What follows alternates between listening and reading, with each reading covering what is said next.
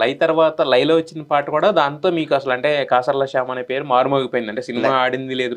లై సినిమా లైలో వచ్చిన బొంబాటు పాట నా లైఫ్ లో గేమ్ చేంజర్ యాక్చువల్ గా. అదే ఆ పాట అప్పటి వరకు అంత ముందు వరకు కాసర్ల శ్యామ్ రాస్తున్నారు ఇవన్నీ తెలుసు కానీ బట్ దాని తర్వాత ఏంటంటే ఒక మారుమోగిపోయింది. సినిమా ఆడకపోయినా కూడా ఆ పాట కోసం కూడా చూసిన వాళ్ళు ఉన్నారు చాలా మంది. ఇప్పటికీ లై అంటే ఆ పాటే మీకు స్పెషల్ గా. ఇప్పుడు అయితే మీ లైఫ్ లో గేమ్ చేంజర్ అదన్నారు, మరి గేమ్ చేంజర్ లో ఇప్పుడు రాబోతుంది కదా మరి త్వరలో. దానికోసం వెయిటింగ్. 2 పాటలు ఉన్నాయి. రెండు నా పాట అంటే ఓ రకంగా నాకు ప్లస్ మైనస్ లాగా ఫీల్ అవుతున్నాను నేను. ఎందుకంటే పాట రిలీజ్ చేయకపోవచ్చు, ఎందుకంటే అది ఫ్లాష్ బ్యాక్ లో వచ్చే పాట. ఒక పాట 2 పాటలు 2 పాటలు 2 పాటలు 2 పాటలు ఆ 2 పాటలు 2 అంజలికే ఉంటాయి నాకు ఫ్లాష్ బ్యాక్ లో. అది ఆ క్యారెక్టరైజేషన్ ని స్టోరీని ముందుకు నడిపించే క్రమంలో వచ్చే పాటలవి డెఫినెట్లీ మంచి హిట్ పాటలు. అవి సినిమాలో డైరెక్ట్ గా చూపిస్తారు జనాలకి, తర్వాత విడుదల చేస్తారు. అయితే అంటే అప్పన్న క్యారెక్టర్ తో పాటు ఉండే పాటలు అంటే రామ్ చరణ్ గారి ఇన్వాల్వ్మెంట్ ఉండదు అంటే అంజలి గారికి రాశారు ఉంటది. రామ్ చరణ్ గారి అది ఇన్వాల్వ్ ఉంటది. ఆ క్యారెక్టరైజేషన్ గురించి చెప్పుకుంటూ ఆ పోయే క్రమంలో ఆ స్టోరీని ముందుకు నడిపే క్రమంలో వచ్చే పాట. ఇంకా సంక్రాంతికి ఇంకొక సినిమా కూడా ఏదో ఉన్నట్టుంది, డాకు మహారాజ్ ఉంది బాలయ్య బాబుకి.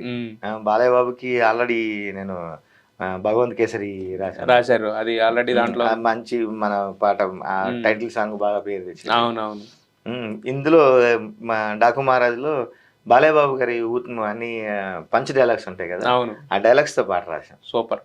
కొత్త ప్రయోగం అనమాట. కొత్త ప్రయోగం బాలయ్య బాబుకే చెల్లింది. నేను బాలయ్య బాబు గారితో కూడా అన్నా నేను, అప్పుడు మీ నాన్నగారికి చెల్లింది అంటే ఆయన నా చుట్టుకొలతో చూసుకో అని పాటలో రాయించాను.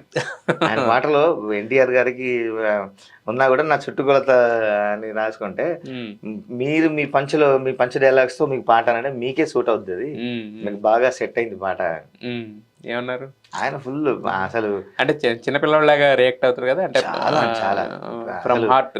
2 అంటే టాప్ టు బాటమ్ బాలయ్య బాబే.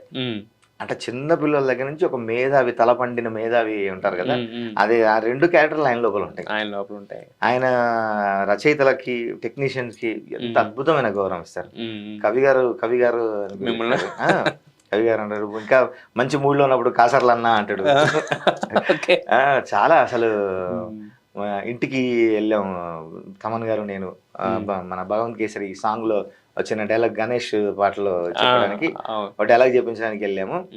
అసలు ఆయన రిసీవింగ్ కానీ మేము కార్ ఎక్కేదాకా ఆయన నిల్చొని ఇంట్లో అందరిని అడిగానని చెప్పండి అని ఆయన చెప్పడం, ఆయన ఇంట్లో వాళ్ళ గురించి పట్టించుకునే తీరు అసలు సూపర్ క్యారెక్టర్ బాలయ్య బాబు. అయితే మరి ఇప్పుడు సంక్రాంతి ఇంకో సినిమా కూడా ఉంది, దానికి భీమ్స్. భీమ్స్ కి మీకు మంచి అనుబంధం. అది ఏం జరిగిందంటే యాక్చువల్ గా ఒక 2 పాటలు రాశాను నేను అందులో. ఏది సంక్రాంతికి వస్తున్నాం 2 పాటలు రాసాం. వైజాగ్ లో మ్యూజిక్ సిట్టింగ్ అయింది. నా బర్త్డే అక్కడే జరుపుకున్నా నేను. అనిల్ రావిపూడి గారికి అన్ని సినిమాలు రాశాను. అవునవును. పటాస్ టైటిల్ నేను ఇచ్చాను యాక్చువల్ గా. అనిల్ రావిపూడి గారు ఇంటర్వ్యూలో కూడా చెప్పారు అది, పటాస్ టైటిల్ నాకు కాసర్ల శ్యామ్ ఇచ్చాడని. తర్వాత సుప్రీం నుంచి ఒక్క సర్లేరునికి ఎవరు రాయలేదు, సుప్రీం నుంచి అన్ని సినిమాలు రాశాను, అన్ని హిట్ పాటలు అనిల్ రావిపూడి గారికి. అయితే ఈ 2 పాటలు రాసాము, రికార్డింగ్ అయిపోయింది. తర్వాత స్టోరీలో మార్పులు జరిగాయి కొన్ని. స్టోరీలో మార్పులు జరిగి ఒక సాంగ్ లేచిపోయింది. ఇంకొక సాంగ్ దానికి ఆల్టర్నేటివ్ ట్యూన్ కావాలి అన్న క్రమంలో ఆ సాంగ్ లేచిపోయింది. అట్లా 2 పాటలు మనకి మిస్ అయినాయి. అంటే మారినా కూడా మళ్ళీ మీతో రాయించు అంటే ఇంకా వాటి ప్లేస్లలో అసలు ఇంకా వేరే పాటలు రాలేదు.